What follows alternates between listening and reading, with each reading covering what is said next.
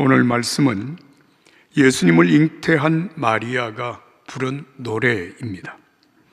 마리아가 이렇게 노래한 이유가 무엇일까? 여러분 먼저 누가복음 1장 46절부터 50절의 말씀을 함께 읽도록 하겠습니다. 46절부터 50절 말씀입니다. 마리아가 이르되 내 영혼이 주를 찬양하며 내 마음이 하나님 내 구주를 기뻐하였음은 그의 여종의 비천함을 돌보셨음이라. 보라, 이제 후로는 만세에 나를 복이 있다 일컬으리로다. 능하신 이가 큰 일을 내가 행하셨으니 그 이름이 거룩하시며 긍휼하심이 두려워하는 자에게 대대로 이르는도다. 할렐루야.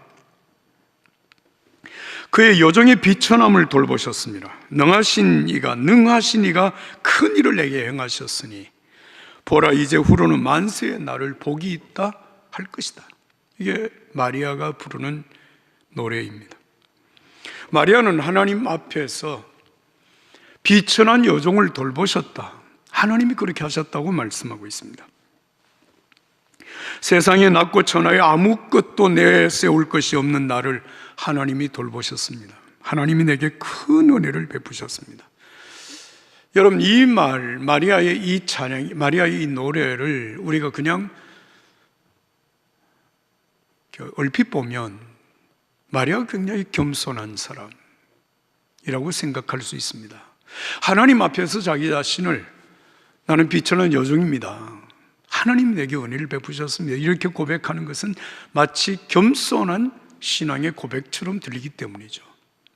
그러나 실제로 마리아가 그런 겸손한 고백을 하고 있는 것일까요? 아닙니다. 마리아는 자기 자신의 현실을 직시하고 자기 자신의 현실을 정직하게 하나님 앞에 고백하고 있습니다. 우리는 겸손이라고 하는 말을 별로 생각하지 않고 사용하는 경향이 있습니다.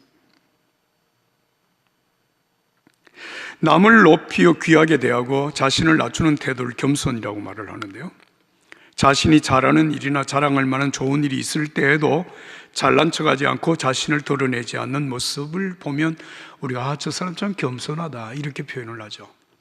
여러분 생각해 보십시오. 마리아 정말 하나님 앞에 내세울 것도 있고 꽤 괜찮은 사람인데 하나님 앞에 자기를 낮추어서 하나님 비천한 여종을 돌보셔서 감사합니다 이렇게 표현한 것일까요? 여러분, 마리아가 자신을 비천한 여종이라고 표현한 데에는 그럴 만한 충분한 이유가 있습니다. 마리아가 태어나고 자란 곳이 어디냐 하면 나사렛이십니다. 나사렛이라고 하는 이 동네는 예수님 당시에 누구도 관심하지 않는 작은 시골 마을에 불과했습니다.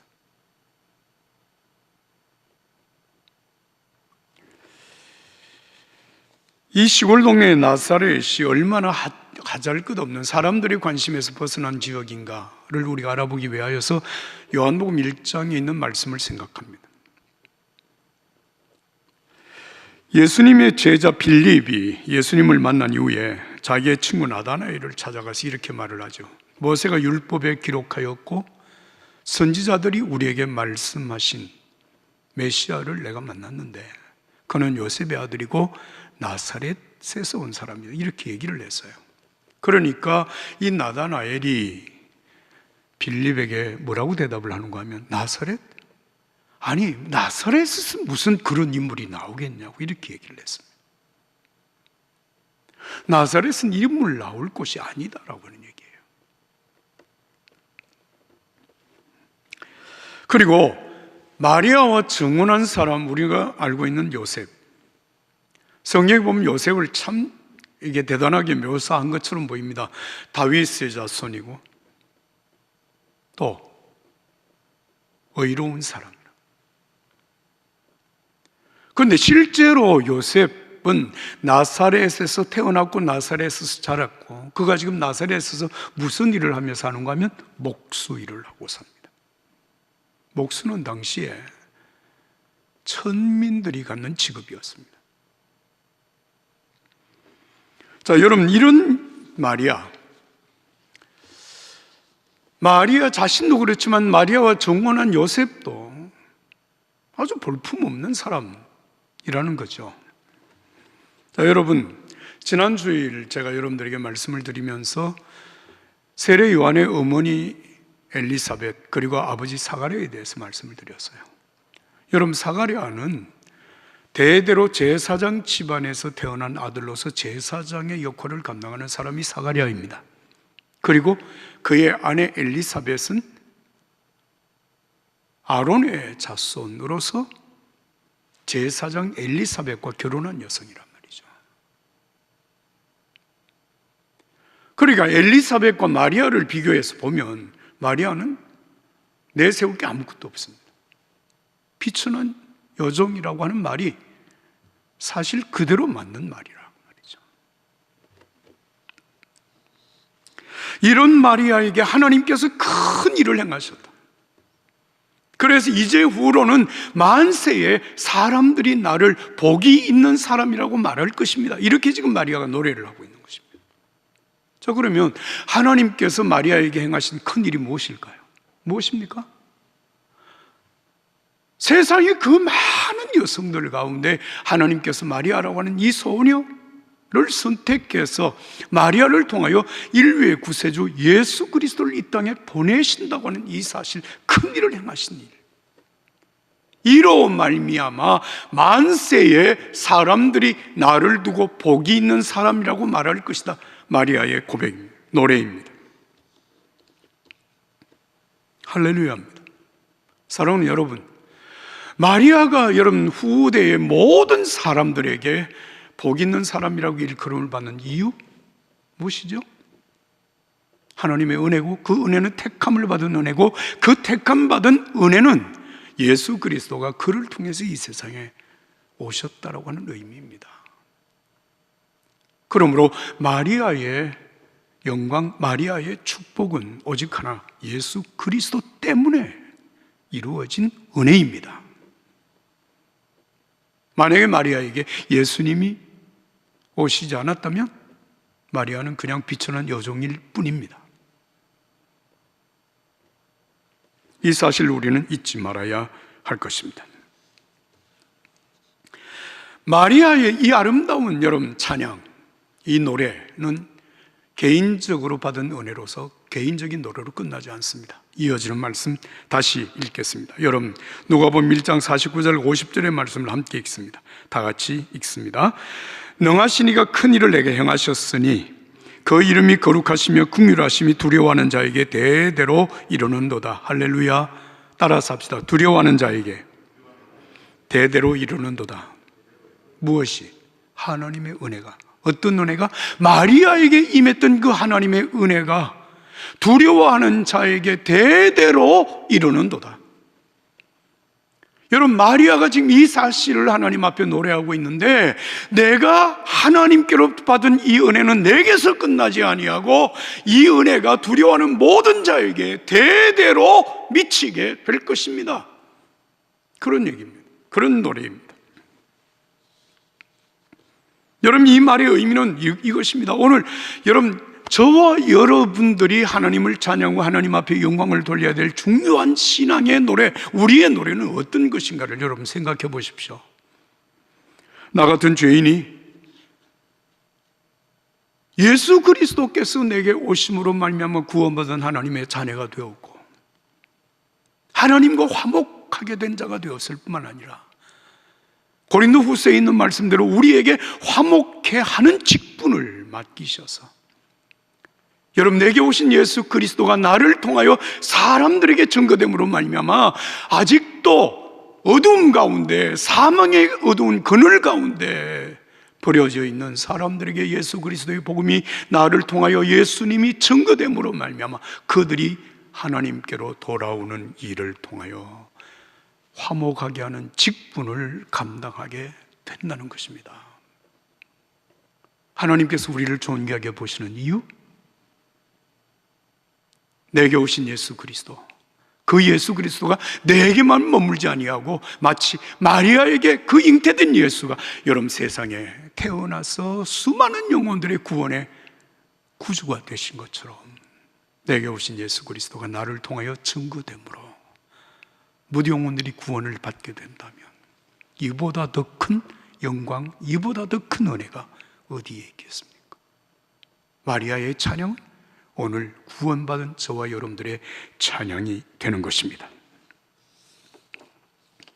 고린도전서 15장 9절과 10절의 말씀, 사도 바울의 고백입니다. 나는 사도 중에 가장 작은 자라. 나는 하나님의 교회를 박해하였으므로 사도라 칭함받기를 감당하지 못할 자니라. 그러나 내가 나된 것은 하나님의 은혜로 된 것이니 내게 주신 그의 은혜가 헛되지 아니하여 내가 모든 사도보다 더 많이 수고하였으나 내가 한 것이 아니요 오직 나와 함께 하신 하나님의 은혜로라. 할렐루야. 여러분, 사울이라고 하는 그 사람은 교회를 박해했습니다. 그리스도를 박해하는 사람이었습니다. 수많은 그리스도인들을 박해했던 사람입니다. 그래서 그가 스스로 고백하기를 나는 핍박자입니다. 나는 박해자입니다. 나는 회방한 사람입니다. 나는 지옥을 가야 마땅한 사람입니다. 그런데 내게 예수 그리스도께서 와주시고 만나주시고 나를 예수 그리스도로 말미암아 하나님의 자녀가 되게 하시고 하나님의 사도, 예수님의 사도가 되어서 나를 통하여 수많은 영혼들이 구원받게 하셨다는 것입니다. 이것이 내가 위대해서가 아니라 전적으로 나와 함께 하신 하나님의 은혜입니다. 이 고백, 이 찬양, 오늘 나는 저와 여러분들의 찬양이 되기를 예수님의 이름으로 축복합니다. 여러분에게 제가 묻겠습니다. 여러분 예수 믿으십니까? 예수 믿는 나는 하나님의 자녀라고 하는 사실을 인정하십니까? 하나님의 자녀인 내가 예수님의 이름으로 드리는 기도와 찬송과 예배를 하나님이 받으신다는 사실을 믿으시나요? 이게 얼마나 놀라운 일인지 여러분 아십니까? 우리의 형편과 처지와 관계없이 우리가 예수님 때문에 영원히 노래할 이유, 그것이 바로 이것입니다. 우리는 참 살면서 이런 영적인 은혜, 우리 신분의 변화, 우리의 영원한 소망이 되는 하나님의 나라, 이것보다 우리의 삶의 형편과 처지에 너무 집중되어져 있는지 모릅니다. 환경이 어려워지고 일이 어려워지면 그 엄청난 은혜, 그 엄청난 구원의 축복을 인한 기쁨은 사라져버리고 어려운 형편과 처지 때문에 힘들어하고 고통스러워하고 하나님이 살아계시냐고 묻고 하는 이런 우리의 연약함을 보일 때가 있습니다. 누가복음 1장 78절과 79절의 말씀 제가 읽겠습니다. 이는 하나님의 긍휼로 인함이라. 이로써 돋는 해가 위로부터 우리에게 임하여 어둠과 죽음의 그늘에 앉은 자에게 비치고 우리의 발을 평강의 길로 인도하심이라고 말씀을 하셨어요.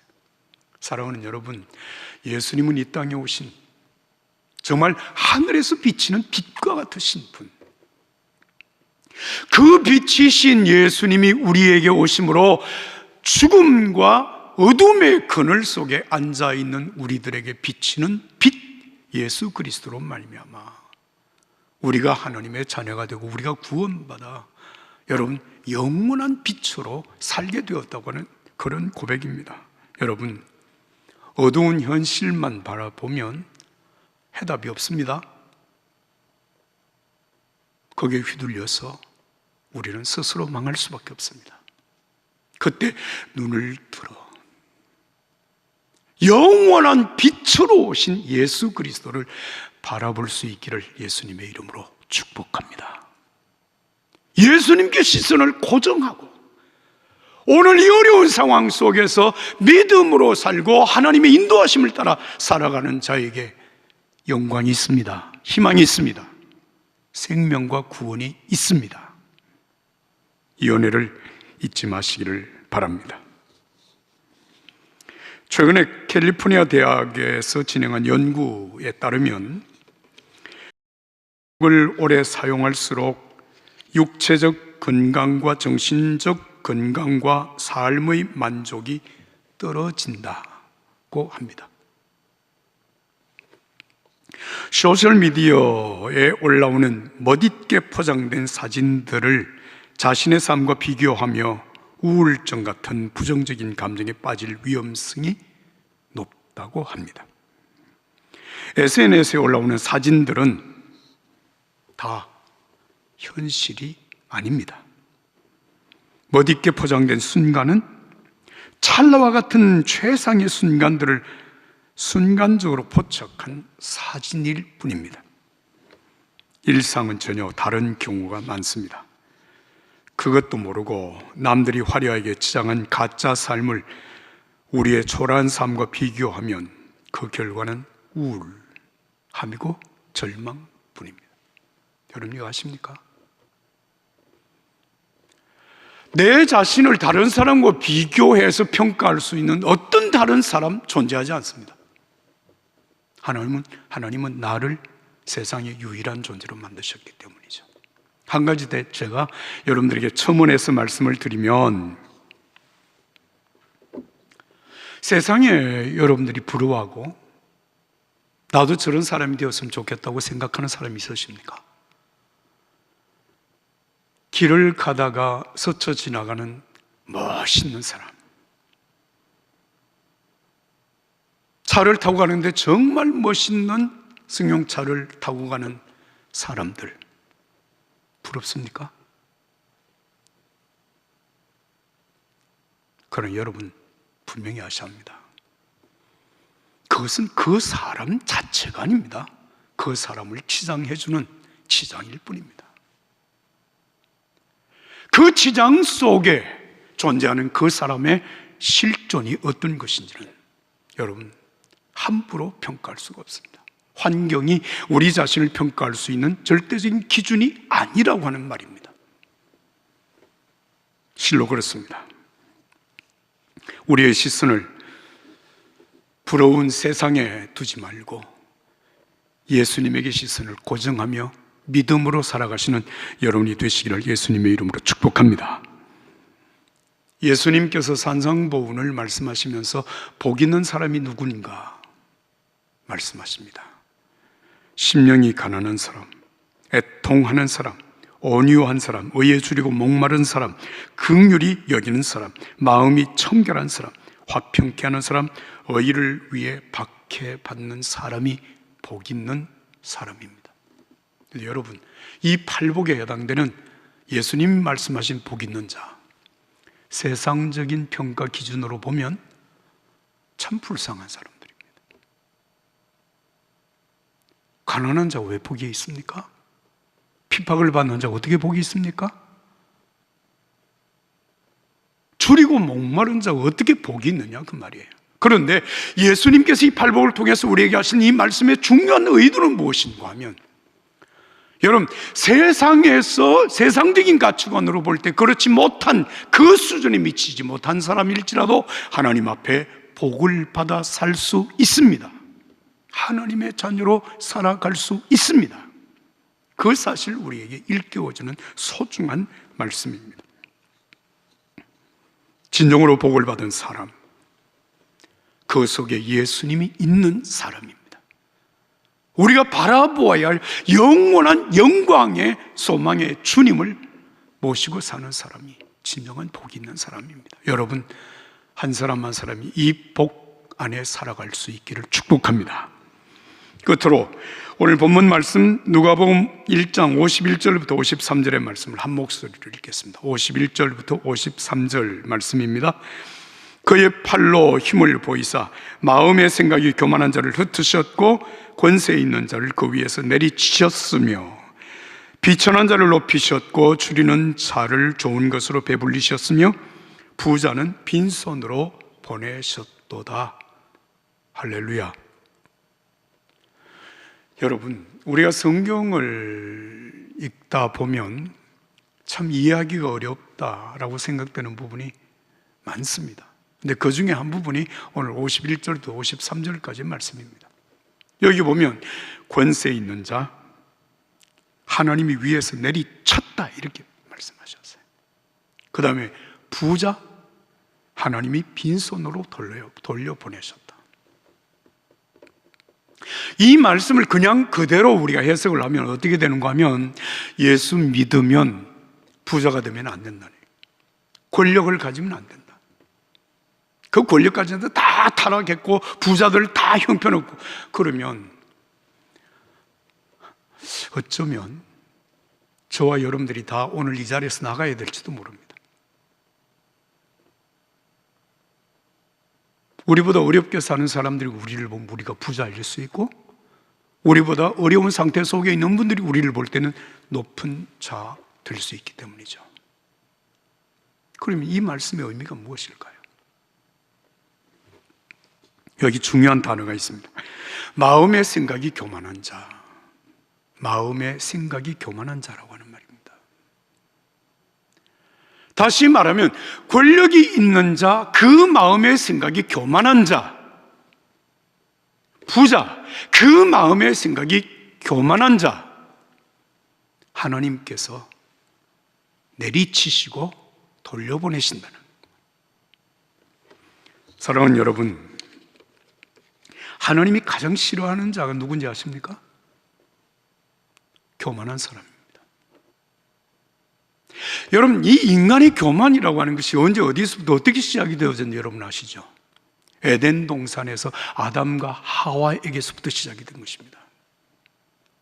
하나님의 형상대로 지음을 받은 아담과 하와에게 하나님께서 동산에 선악을 알게 하는 나무 열매를 만드시고 먹지 말라, 먹으면 내가 정령 죽으리라고 말씀하셨으나 마귀가 하는 말을 듣고 선악과를 먹습니다. 마귀의 말이 뭐죠? 네가 만약 이 선악과를 먹으면 하나님처럼 되리라. 그래서 아담과 하와가 여러분 선악과를 먹음으로 하나님을 자신의 삶 속에 추방하고 자기 스스로 하나님이 되려고 한 마음, 그게 바로 교만입니다. 하나님이 가장 싫어하는 사람이 바로 교만한 자입니다. 마음의 생각이 교만한 사람. 하나님 없이 내가 하나님처럼 된 것처럼 생각을 해서 내가 삶의 모든 것의 기준이 됩니다. 내 마음에 맞지 않으면 다 잘못된 것입니다. 내 마음에 기분이 상하면 다 적이 됩니다. 이 교만한 인간입니다. 하나님은 교만한 자를 물리치신다 말씀하셨습니다. 누가복음 12장의 말씀을 보면요, 한 부자에 대하여서 예수님이 하신 말씀이 있습니다. 부자가 농사를 지었는데 엄청난 수확을 거두어들였어요. 요즘으로 말하면 사업을 했는데 엄청난 소득이 들어왔다는 그런 얘기가 될 수 있죠. 그래서 창고를 늘려짓고 해놓고 하는 말이 내 영혼아 이제 편안히 먹고 쉬어라, 마시고 즐겨라. 그때 예수님 말씀하십니다. 이 어리석은 부자야, 오늘 밤에 내 영혼을 부를 텐데 이 모든 것이 누구의 것이 되겠느냐. 자기를 위하여서는 땅에 엄청나게 쌓아두었으나 하나님께 대하여서는 가난한 자, 그 사람이 바로 어리석은 사람이라고 말씀을 했습니다. 껍데기 보고 부러워하지 말라는 것입니다. 사람들의 껍데기만 보고 그걸 부러워하지 말라는 것입니다. 하나님을 바라보라는 것입니다. 오늘 마리아가 하나님을 향하여 노래한 이 노래, 비천한 여종에게 크신 은혜를 베푸셔서 나로 말미암아 예수 그리스도가 이 땅에 오심으로 인류의 구원의 역사가 이루어졌다며, 오늘 허물과 죄 가운데 살던 우리에게 예수님이 오심으로 우리 죄를 용서하여 주시고 하나님의 자녀된 권세를 주시고 화목하게 하는 직분을 주셔서 나로 말미암아 구원받는 사람들이 날마다 더해간다면 이보다 더 큰 영광이 어디에 있겠느냐. 이 은혜, 이 노래가 오늘 저와 여러분들의 삶 속에 충만하기를 예수님의 이름으로 축복합니다. 축복합니다.